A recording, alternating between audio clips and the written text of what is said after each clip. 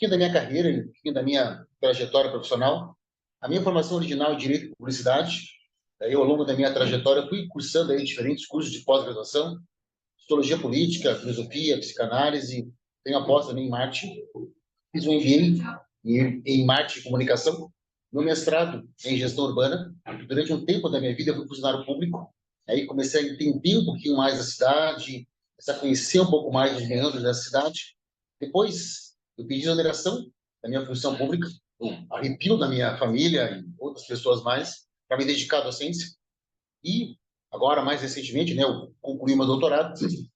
E nesse momento, especificamente, né, para fazer a ponte, né, no doutorado, eu já vinha estudando um pouquinho das temáticas, já iniciei lá no mestrado, que eram ligadas aí a um pouco à utilização do marketing, do branding dentro do espaço urbano, né, aquilo que a gente chama de city marketing e place branding.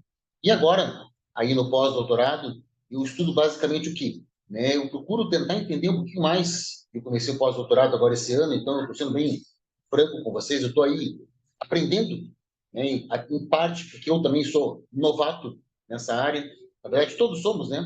E porque tem muita pouca coisa até hoje escrita a respeito dessa temática. Qual que é a minha temática hoje, né, que nós vamos acabar aí, né, abordando? É a utilização da inteligência artificial, né, das diversas modalidades, desse ferramental que hoje a inteligência artificial nos suscita, nos possibilita, para que nós consigamos aprimorar aí o planejamento urbano. Como é que hoje, da mesma maneira que já o gestor conectado a uma organização privada, né, ele pode, aí dentro de uma cidade, dentro de um viés aí público, utilizar com as devidas adaptações as mesmas ferramentas, as mesmas técnicas, as mesmas metodologias, né, potencializadas aí, né, por essa nova, né, maravilha, vamos pensar assim, né, que é a inteligência artificial. Um detalhezinho importante, que era bacana que o nosso ouvinte já, desde o início, né, captasse, e esse que é um elemento assim fundante nos estudos. Diferentemente da iniciativa privada, onde você não tem problema nenhum em afirmar assim, categoricamente assim, ó, a minha prioridade é manter aí a sustentabilidade financeira da minha empresa. Ou se a pessoa for uma visão ainda mais financista, assim, ó, a função da minha empresa é dar lucro. Né? Então, eu vou colocar a inteligência artificial, vou colocar outras metodologias aqui, porque eu quero aumentar a efetividade ao máximo. E ninguém vê nada disso de errado. Afinal de contas, a economia é capitalista, assim que funciona o mercado. Né? A gente tem que ganhar em escala, assim que, né, a nossa vida, de maneira caminha. Na cidade, qualquer outro, né, ente público, Estado, país, a situação muda de figura.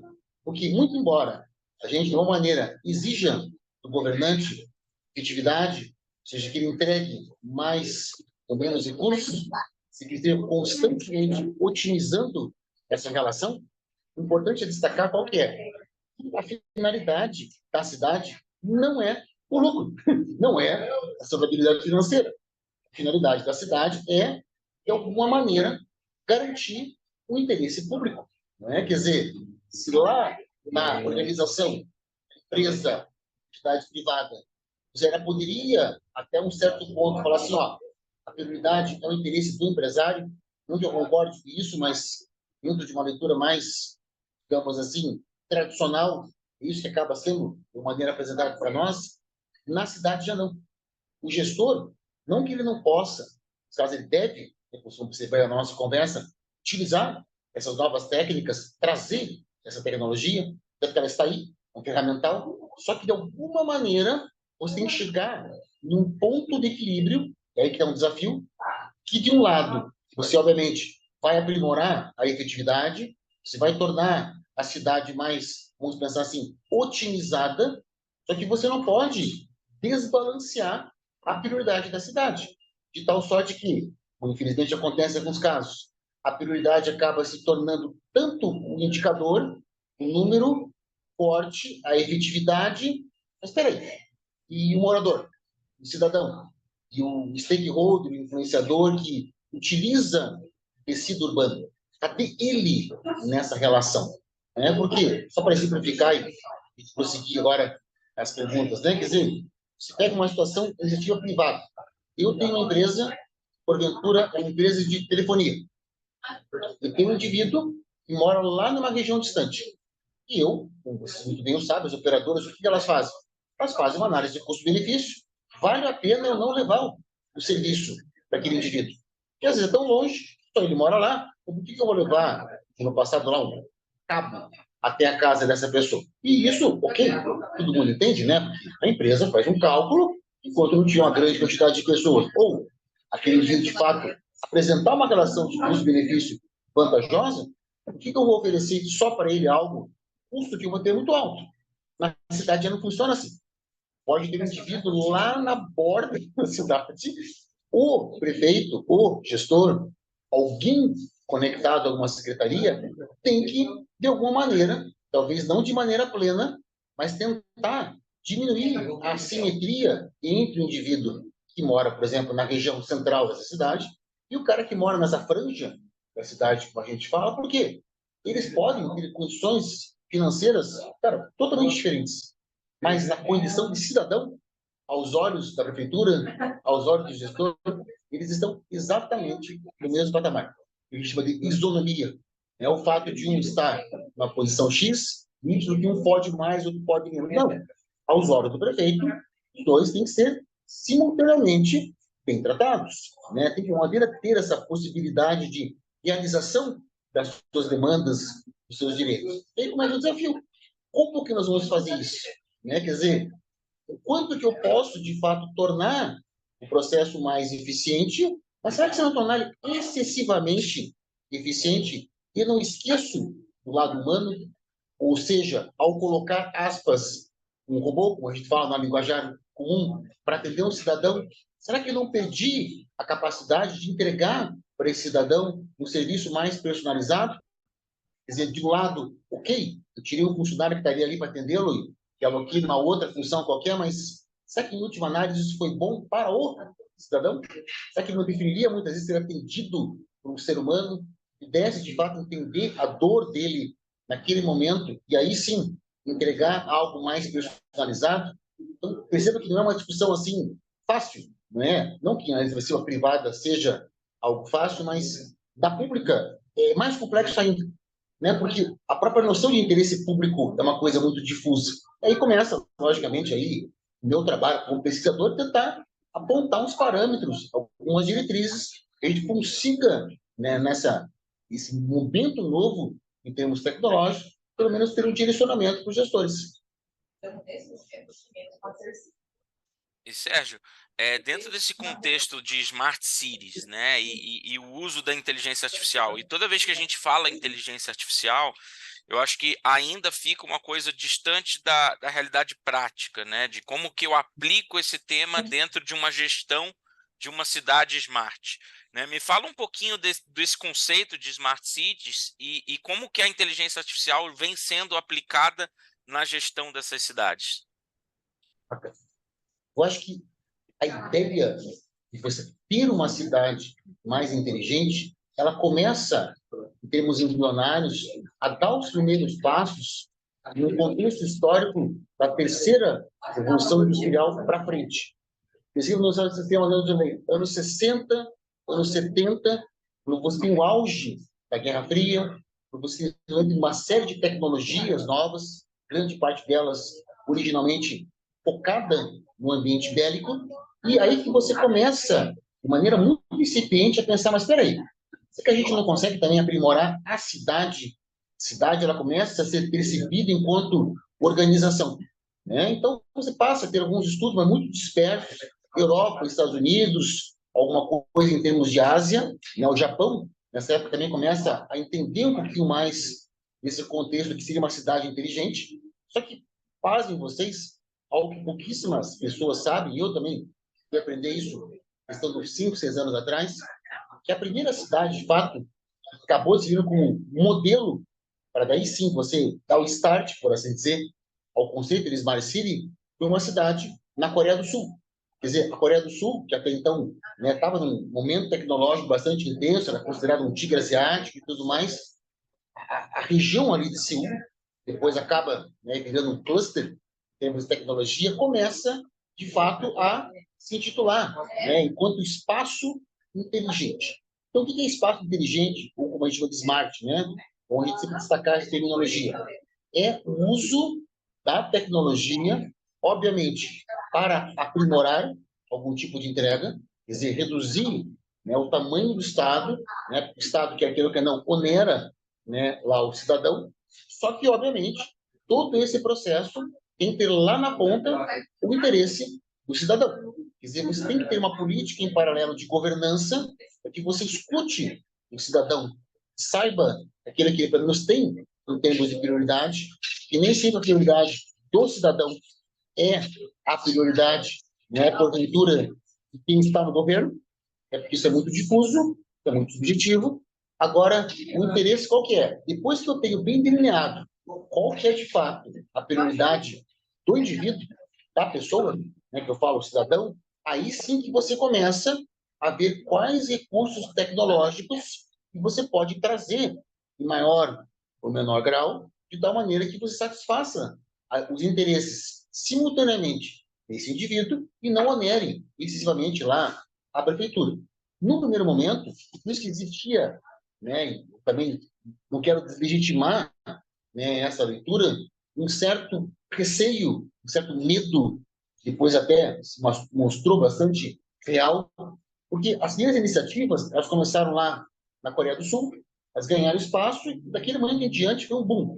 Apesar de vários projetos, a SEDA recebia a chancela Smart City, Europa, América do Norte, mesmo nós aqui na América do Sul, né, a partir dos anos 90, anos 2000, já começamos a pensar aí em cidades inteligentes. Só que qual que é o porém dessa situação, né? Que os primeiros modelos da Coreia do Sul, não foge à regra, nada mais eram que parcerias entre a prefeitura e empresas privadas, é um ponto importante, que essas empresas privadas desenvolviam as tecnologias e elas meio que ofereciam para as cidades, que nós, no mais chamamos de solução e prateleira. Entenderam a chave, né? Então, muitos autores começaram a criticar no seguinte sentido, mas espera aí, quanto que de fato a Smart City é interessante para o cidadão? Ou será que ela simplesmente virou mais um mercado para as empresas de tecnologia oferecer lá pacotinhos, literalmente, de serviços, vendendo aquilo com a modernidade, o prefeito comprava aquilo, recebia a chancela de cidade inteligente e será o cidadão. Cadê? Será que, de fato, foi a prioridade do cidadão? Ou se até foi, se é um conceito amplo, educação, saúde, né? Quer dizer, mesmo dentro desses espaços aí, né, dessas prioridades, existem subprogramas, subespecificidades para a educação. É uma escola, é uma creche, é uma biblioteca. Né? Então, no primeiro momento, o conceito ele ficou um tanto quanto maculado por conta disso. Né? Daí, logicamente, foram sendo feitos estudos, desenvolvendo, né, teorizações, eu acabei, né, me debruçando isso, não daria tempo a gente, né, trabalhar isso, né, em termos históricos da sua plenitude, mas hoje, acho que é bacana que o nosso aí, ouvinte, tenha isso em mente. Como é que eu costumo definir a cidade inteligente? Só para que vocês vejam, não tem nada a ver com tecnologia no momento, né? Cidade inteligente é aquela cidade que você tenta, se esforça para permitir que o cidadão peça ou clame menos. Ou seja, que o gestor público sempre esteja um passo à frente. Quer dizer, antes, muitas vezes, do problema de fato começar a me afligir, né, ou antes mesmo eu ter noção que alguma coisa pode me fazer mal, isso nem chega a me atingir, porque o prefeito, o gestor, corpo de secretários, o corpo técnico de uma dada cidade, já foi capaz, mesmo que de maneira parcial, de implementar uma solução. Então, Smart City, para mim, seria a cidade onde o cidadão pede menos. Não porque ele seja menos cidadão, é porque a prefeitura já tem, a priori, um programa de entrega de soluções para esse indivíduo. Da mesma maneira que nós, no marketing, estudamos o perfil lá do nosso público-alvo para tentar customizar as soluções, é o que a prefeitura faz dentro dessa leitura. Veja que é muito próximo, muito análogo, né? Quer dizer, vou estudar a minha população, vou tentar entender o que a minha população precisa, não dá. Ele vai trazer uma solução de uma outra cidade, né, e colocar isso em loco aqui, sem criatividade de adaptação, não funciona de maneira monolítica, e eu tento, né, me tornar a minha gestão mais próxima de antecipação.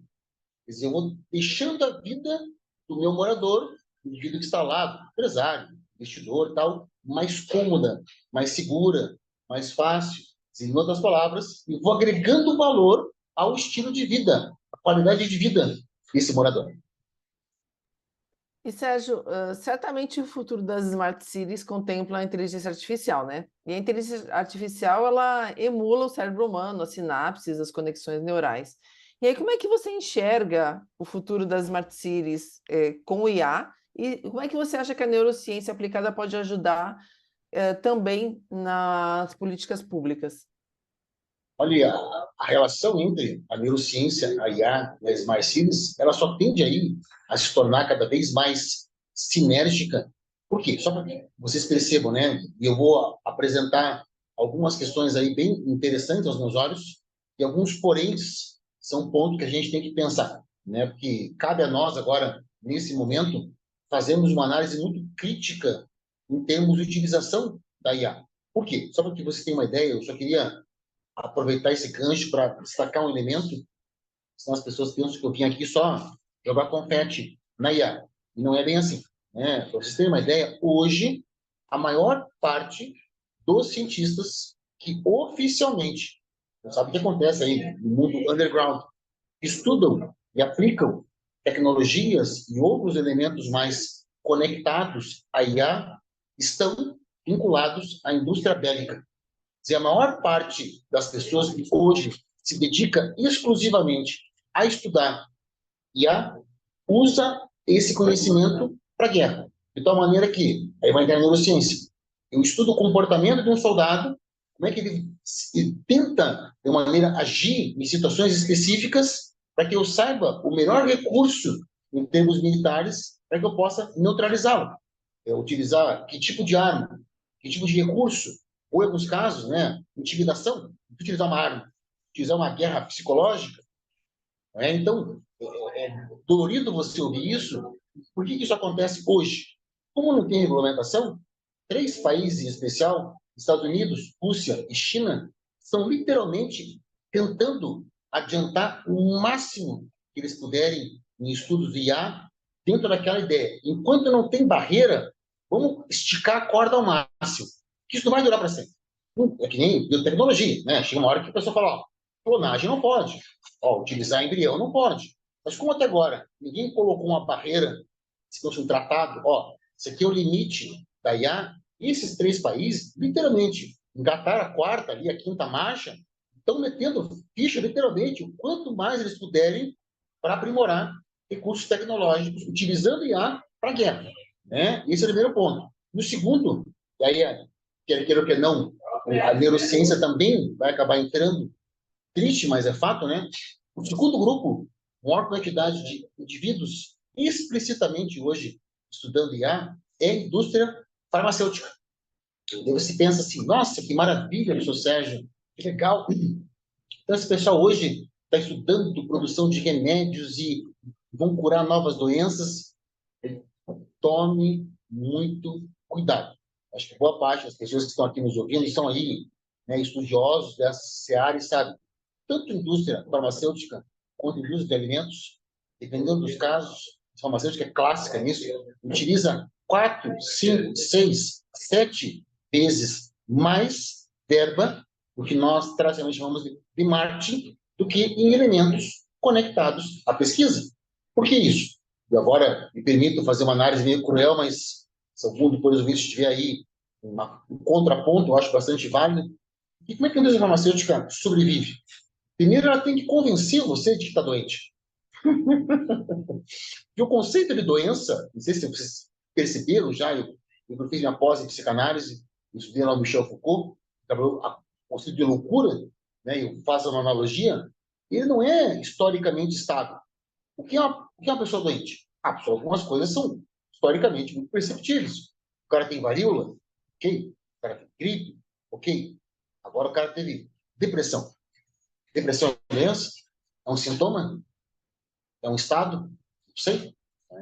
Quer dizer, você nota que é complicado, não é, você, a priori, a não ser que seja questões eminentemente biológicas, determinar que não é alguém doente, estresse, burnout. Quer dizer, no passado ninguém falava isso. Né? Você nota que a subjetividade vai mudando. Então, o que a informação tem que fazer?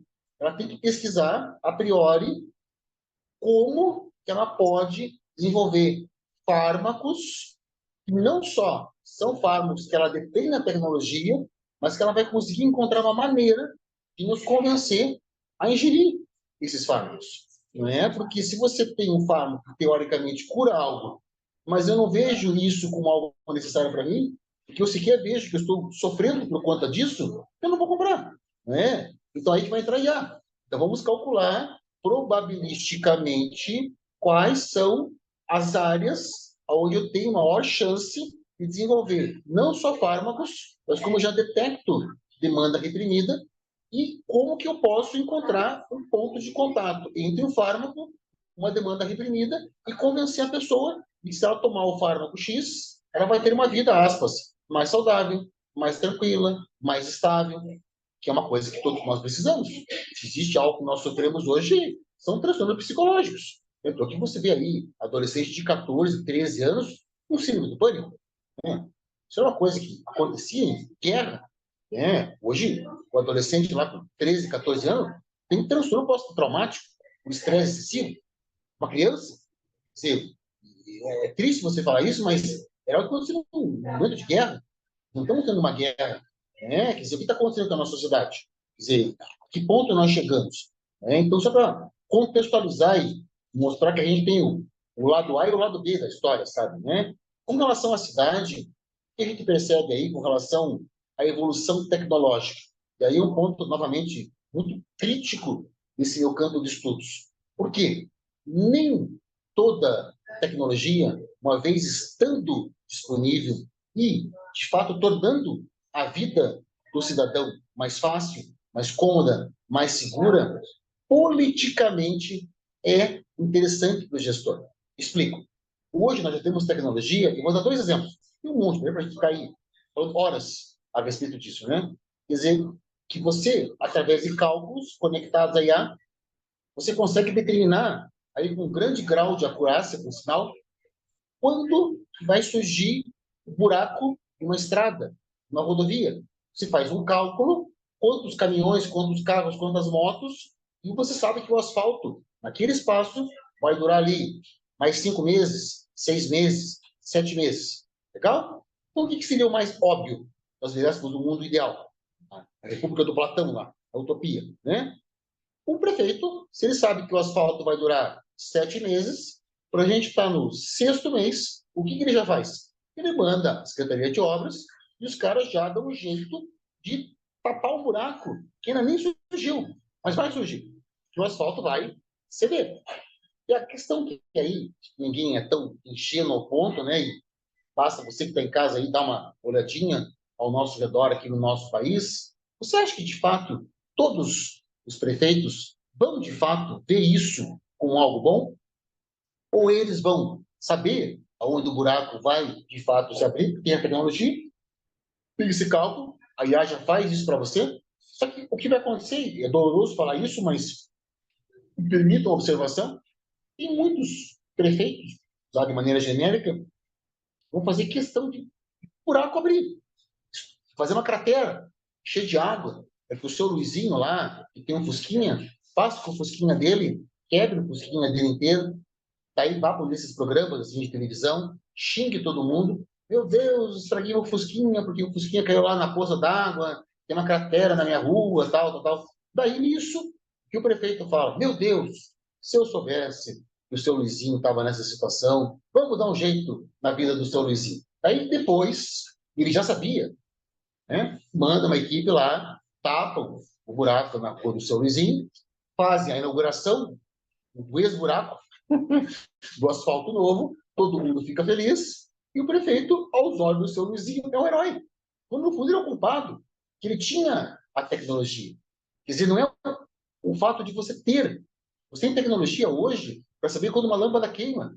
Você tem tecnologia hoje, em termos de especial, para você calcular dentro do tecido urbano em quais horários, quais tipos de crimes e com quais são as possíveis vítimas dentro da violência urbana. Então, por que você não mobiliza equipes policiais e deixa nesses lugares, se você sabe, a partir de cálculos estatísticos, que vão, de fato, acontecer situações que vão colocar a vida do cidadão em risco? Então, você nota, Sibeli, João, que a situação na cidade, que é o meu campo de estudos, é um pouco mais complicado, porque numa empresa, se você fala assim, ó, tem uma nova tecnologia focada em IA, e essa tecnologia vai auxiliar, né, quer queira ou quer não, lá a produtividade do chão de fábrica, por que não?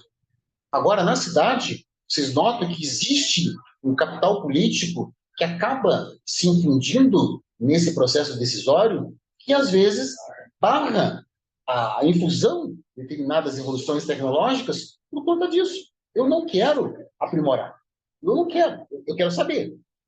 A informação eu quero. Só que daí, para transformar a informação em algo tangível para o cidadão em termos de benefício, esse segundo degrauzinho, vamos pensar assim, eu não quero. Né? Você comentava a questão da neurociência, do neuromarketing, não é o que a gente nota hoje, e é complicado isso, porque tem um filme que eu peço para que todo mundo assista, talvez vocês tenham assistido com certeza aí, mas é o Minority Report. Não sei se vocês lembram, é um filme de ficção científica dos anos 2000, que chegou a um nível tecnológico.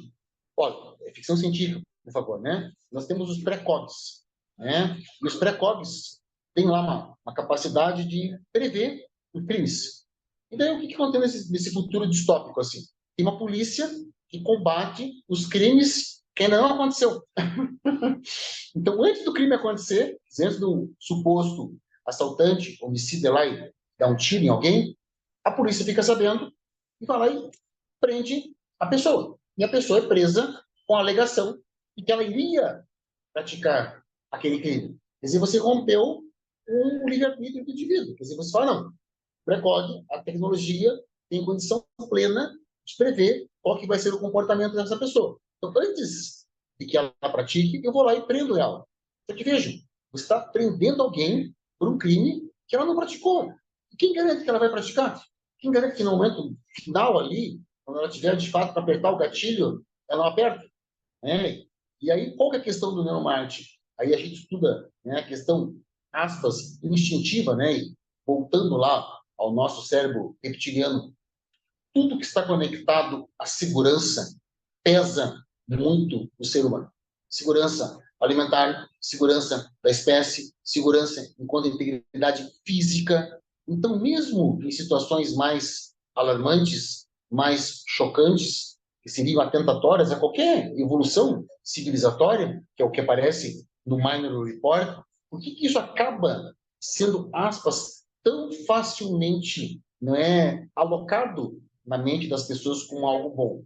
Que você volta ao mesmo elemento que nós usamos, estudamos na neurociência, que é a questão do cérebro reptiliano.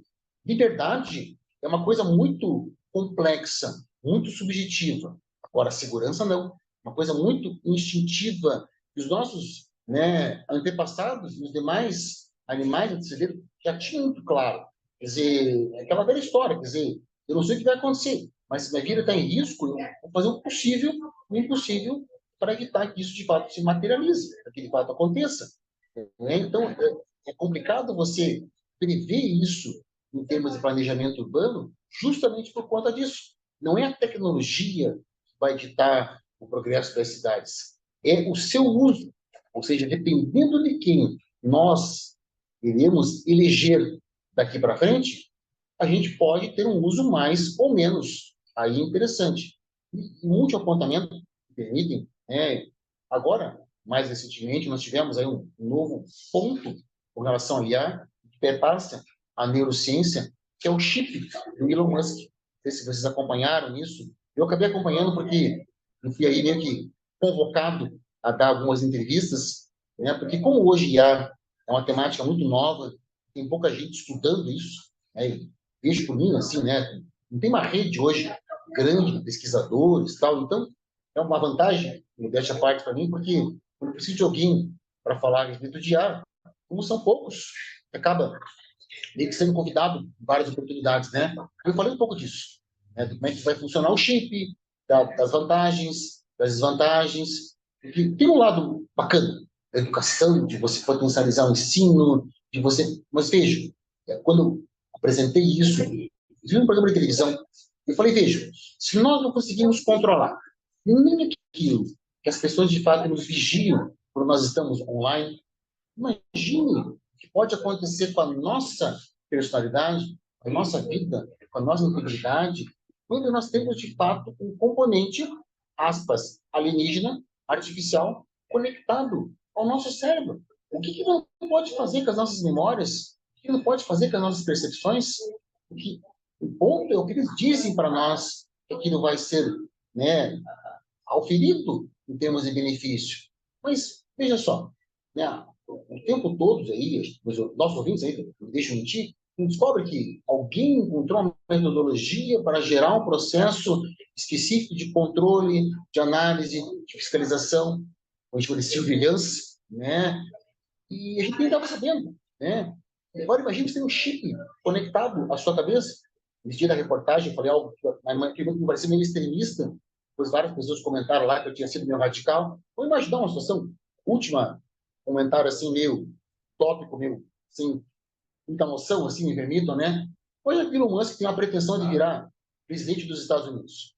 Uma ideia. Não seria nada errado a parte dele. Então, por que ele não coloca um mecanismo que nesse chip já vai induzindo as pessoas paulatinamente, né, à noite por dia, a ter uma visão mais positiva acerca dele? E daqui 5 anos, 10 anos, ele vai lá de fato e se lança como candidato. E ele ganha. E a gente não sabia disso. E daqui 20 anos, só que a gente descobre que ele, não pode ser, nada contra o Elon Musk, pelo contrário, a pessoa que com carinho, admiro, né? Mas não sabemos, não sabemos, João, sabe? Então, a gente tem que analisar isso com muita ponderação, e da mesma maneira que tem um lado muito bacana, muito interessante, muito instigante, muito focado na efetividade, tem uma névoa ainda que não se dissipou, que eu vejo que vai demorar um tempinho para se dissipar. Enquanto isso não ficar minimamente claro, eu particularmente analiso isso muito com o pé no chão, sabe? Não dizendo que isso é a destruição da sociedade, mas imaginar que essa é a tábua de salvação, desculpa, mas não é. No máximo, mais um ferramental que a gente vai ter.